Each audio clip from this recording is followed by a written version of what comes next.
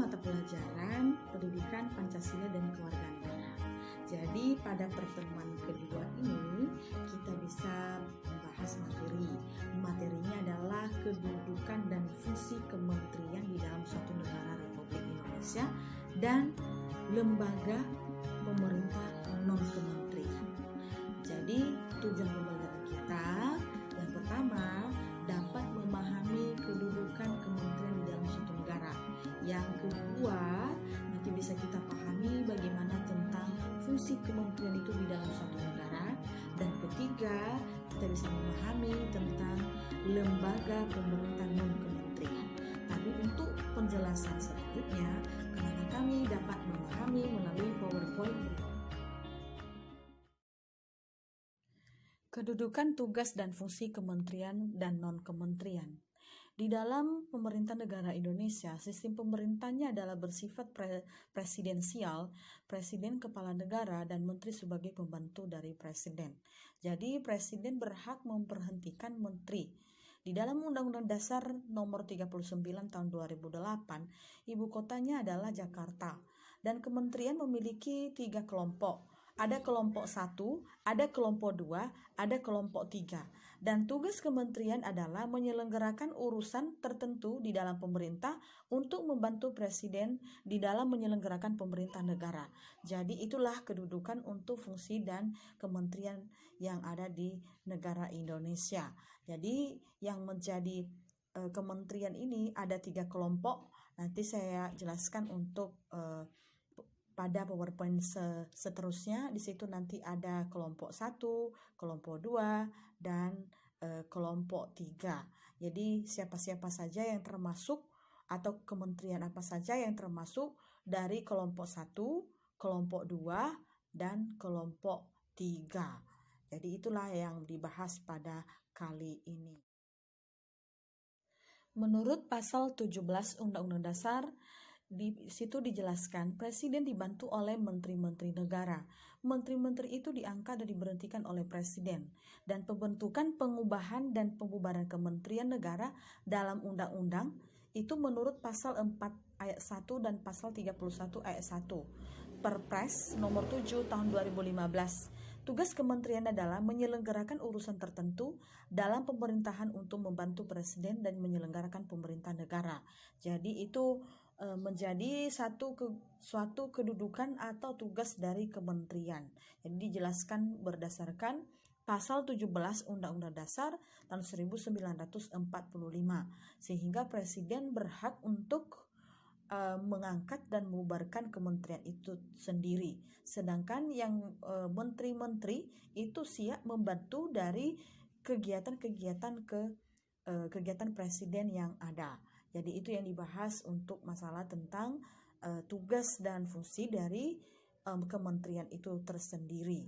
Jadi pada penjelasan ini lebih tegas atau lebih ditekankan di dalam pasal Undang-Undang Dasar yang ada di pasal 17, membahas masalah tentang bagaimana tugas dan kedudukan kementerian itu tersendiri. Yang menjadi pembagian kelompok kementerian kelompok 1, yaitu pertama, fungsinya perumusan, penetapan, pelaksanaan kebijakan dalam bidang, kemudian pengelolaan barang milik kekayaan negara, dan selanjutnya pengawasan atas pelaksanaan tugas di bidangnya, dan selanjutnya pelaksanaan kegiatan teknis dan pusat ke daerah, kemudian koordinasi pelaksanaan tugas dan dukungan administrasi, dan terakhir adalah menyelenggarakan fungsi masing-masing. Itu fungsi dari kelompok 1. Nanti dijelaskan siapa-siapa saja kementerian yang termasuk dari kelompok 1. Tetapi yang pertama ini dulu dijelaskan masalah tentang fungsi-fungsi dari kelompok 1 itu apa. Jadi saya jelaskan dia yang merumuskan, dialah yang mengelola barang milik kekayaan negara, kemudian dia juga yang mengawasi dan melaksanakan teknisnya bagaimana dari pusat ke daerah, dialah itu kelompok 1 di bidang kementerian. Dan dia juga yang melaksanakan koordinasi tugas. Kalau misalkan di suatu daerah itu sudah dijalankan, sudah dikerjakan, malah itu ditanya bagaimana tentang pelaksanaan tugas tersebut, apakah sudah dilaksanakan dengan baik.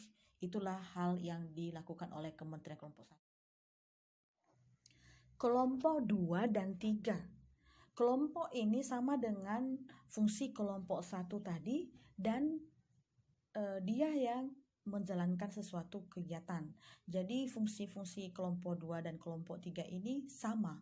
Nah, berikutnya yang menjadi kelompok 1.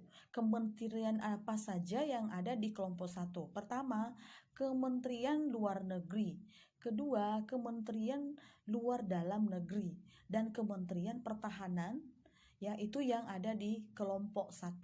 Jadi kelompok 1 inilah yang dijelaskan, yaitu luar negeri dan dalam negeri dan pertahanan. Sedangkan kelompok 2 itu ada Kementerian Agama dan Hukum dan Keuangan dan Pendidikan. Jadi itu kelompok 2 ada tentang agama, hukum, keuangan dan pendidikan. Itulah yang ada di kelompok 2. Dialah yang membahas masalah tentang agama, dialah yang membahas tentang hukum dan keuangan dan pendidikan. Itu saja ya orang-orangnya yang termasuk di kelompok 2. Sedangkan di kelompok 1 itu menjadi Kementerian Luar Negeri, di dalam negeri, dan pertahanan. Itu yang ada di kelompok 1. Jadi tentu berbeda kelompok 1 dan kelompok 2. Selanjutnya di kelompok 2 ada yang namanya Kementerian Riset dan Teknologi dan Pendidikan Tinggi. Kemudian ada Kementerian Kesehatan dan Kementerian Sosial dan Kementerian Ketenagakerjaan dan Kementerian Perindustrian dan Perdagangan dan Komunikasi. Jadi itu yang ada di dalam kelompok 2. Di PowerPoint ini dijelaskan adalah mulai dari riset, kesehatan, sosial, ketenagakerjaan, perindustrian, perdagangan, energi dan sumber daya mineral, pekerjaan umum, perhubungan, dan komunikasi. Itu yang ada di kelompok 2. Masih ada nanti untuk PowerPoint selanjutnya itu dijelaskan apa saja yang ada di kelompok 2. Jadi di sini dibahas itu masalah tentang kesehatan, sosial, ketenagakerjaan, perindustrian, perdagangan, dan sumber daya mineral dan pekerjaan umum, dan terakhir adalah tentang komunikasi. Jadi mereka bergerak atau mereka lah yang berhak untuk mengatur tentang kesehatan, tentang sosial dan perdagangan dan perhubungan dan komunikasi lainnya. Jadi itulah yang ada di kelompok 2 ini. Jadi kelompok 2 ini sangat banyak tentang kementeriannya. Ada banyak membahas masalah tentang kebutuhan tentang. Selanjutnya itu ada Kementerian tentang Pertanian dan Kementerian Lingkungan Hidup dan Kehutanan, dan ada Kementerian Kelautan dan Perikanan. Kemudian ada Kementerian Desa Pembangunan Daerah Tertinggal dan Transmigrasi. Dan terakhirnya adalah ada Kementerian Agraria dan Tata Ruang. Sedangkan untuk kelompok 3, di situ ada Kementerian Perencanaan Pembangunan, Kementerian Pendayagunaan Aparatur Negara, Kementerian Badan Usaha Milik Negara, Kementerian Koperasi, Kementerian Pemberdayaan Perempuan dan Perlindungan Anak, dan Kementerian Pemuda dan Olahraga, dan Kementerian Sekretariat Negara. Itu yang termasuk kelompok 3. Jadi kelompok 3 ini ada tentang pembangunan, kemudian aparatur negara, kemudian badan usaha ekonomi dan koperasi, dan pemberdayaan perempuan dan perlindungan anak. Dan selanjutnya pemuda dan olahraga sekretariat negara. Itulah yang membahas tentang kelompok 2. Jadi terakhir kali ini itu kelompok 3. Tapi kelompok 1 tadi sudah dijelaskan, kelompok 2 sudah, baru yang kelompok 3-nya yaitu tentang masalah tentang pembangunan daerah, yang membahas tentang secara khusus untuk masyarakat, yang membahas tentang aparatur negara, koperasi, dan untuk sekretariat negara. Itulah yang bekerja di dalam kelompok 3. Selanjutnya ada Kementerian Koordinator. Kementerian Koordinator ini dialah yang menjadi kepala kementerian. Jadi di dalam itu ada bidang politik, hukum, dan keamanan. Itulah yang membahas tentang bidang-bidang politik, masalah tentang hukum dan keamanan masyarakat yang terjadi. Kemudian tentang perekonomian, membahas tentang bagaimana tentang kebutuhan dan nafkah ke masyarakat. Itulah yang membahas tentang masalah koordinator itu. Kemudian bidang pembangunan manusia dan budaya. Jadi yang membahas tentang pembangunan manusia itu bidang koordinator bidang pembangunan, dan bidang kemaritiman yaitu tentang membahas tentang keamanan masyarakat. Jadi itu koordinator-koordinator yang bekerja dalam bidang-bidang tertentu seperti bidang politik, perekonomian, pembangunan, dan bidang kemaritiman.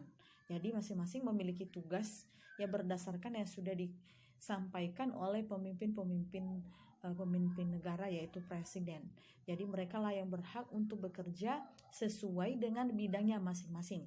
Kalau misalkan bidang politik berarti itulah yang bekerja di bidang politik. Kalau bidang perekonomian berarti bidang perekonomian lah yang dikerjakan. Sedangkan kalau pembangunan berarti itu bidang pembangunan yang menjalankan. Dan begitu juga tentang keamanan itu kemaritiman itulah yang menjalankan sesuai dengan tugasnya masing-masing.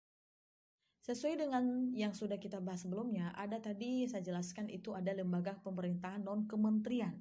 Jadi bidang-bidang yang non-kementerian ini adalah bidang perekonomian, ada bidang politik sosial dan keamanan, ada bidang pertahanan nasional, ada bidang kesehatan, ada bidang pendidikan, dan ada juga pendayagunaan aparatur negara, dan bidang riset teknologi, dan pemberdayaan perempuan dan perlindungan anak.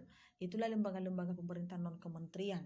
Jadi mereka memiliki juga masing-masing bidang, ada masalah tentang bidang ekonomi, kemudian bidang politik, bidang pertahanan sosial dan kesehatan, perlindungan anak, dan pemberdayaan perempuan. Itulah yang ada di lembaga-lembaga pemerintah non-kementerian. Jadi masing-masing mereka memiliki tugas ya sesuai dengan yang sudah diberikan oleh pemimpin negara yaitu presiden, dan presiden juga yang memberhentikan mereka kalau misalkan tidak sesuai dengan apa yang mereka jalankan. Jadi itulah lembaga-lembaga pemerintah non-kementerian. Jadi kalau di bidang kesehatan berarti bidang kesehatan yang bergerak tentang bagaimana pelayanan khusus untuk pelayanan masyarakat di bidang kesehatan, dan begitu juga bidang-bidang lainnya.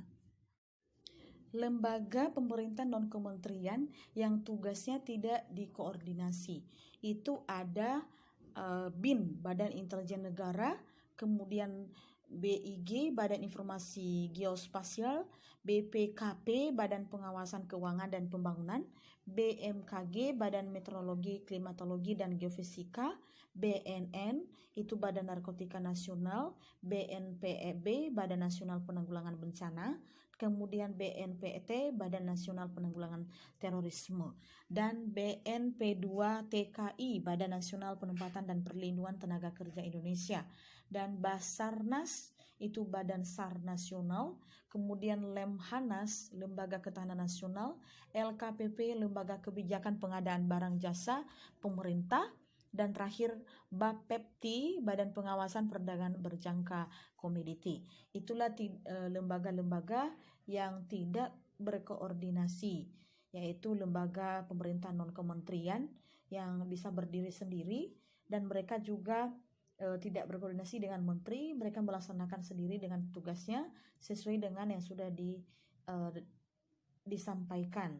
Jadi badan-badan inilah yang menjalankan suatu tugasnya tersendiri. Demikian pembelajaran kita hari ini. Sampai jumpa dengan Miss Sari. Selamat pagi.